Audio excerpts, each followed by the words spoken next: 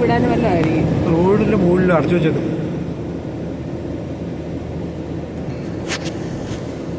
എന്നാന്നൊരു പിടിയും കിട്ടി.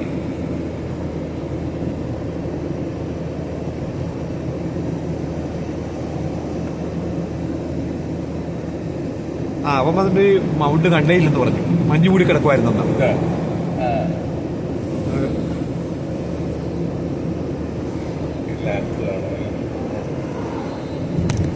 നമ്മുടെ കോസ്കോയിലൊക്കെ പോയി ചെല്ലുമ്പോൾ നമുക്കൊരു ഫ്ലവർ വേസിനകത്ത് ഒരു മരം നിൽക്കുന്നില്ലേ ചാച്ചാ? അതിനെന്നാ പേര് പറഞ്ഞ്? ഈ കുഞ്ഞു വലിയ മരങ്ങൾ ചെറുതായിട്ട് വെക്കുന്നേ.